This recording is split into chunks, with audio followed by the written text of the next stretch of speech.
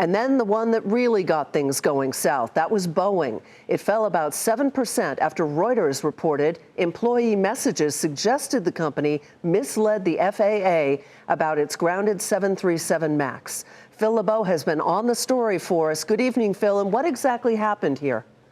So we're talking about the former chief technical pilot at Boeing and some emails, which we have copies of, as well as some instant messages, which we also have copies of. Both of those sent by the FAA over to congressional committees that are looking into the 737 MAX. We're not going to read all of them, but in November of 2016, there are two instant messages that certainly raises eyebrows on Capitol Hill in terms of what the former chief technical pilot had to say. He writes to a coworker, "Oh, shocker alert, MCAS." And remember, MCAS is the flight control system at the heart of the issues with the 737 MAX.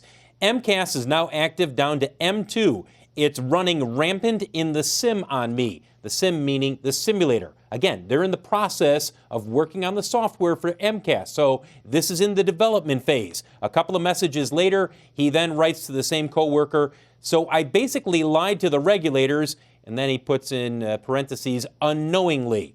We reached out to the attorney for the former chief technical pilot. His name is Mark Faulkner. That's the pilot. The attorney, David Gerger, says, if you read the whole chat, it is obvious that there was no lie. The simulator was not reading right, and it had to be fixed to fly like the real plane. Mark's career at Air Force, at FAA, at Boeing was about safety. He would never put anyone in an unsafe plane.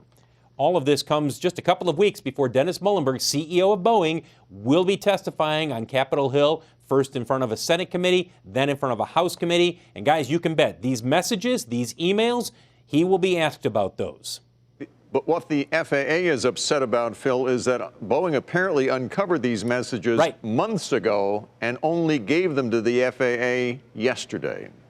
Right, and this all revolves around the question of Boeing did share these with the Department of Justice, which is conducting a criminal investigation of both Boeing as well as the Department of Transportation and FAA. So the question becomes, should Boeing have released these to everyone, or was Boeing acting at the behest of the Department of Justice?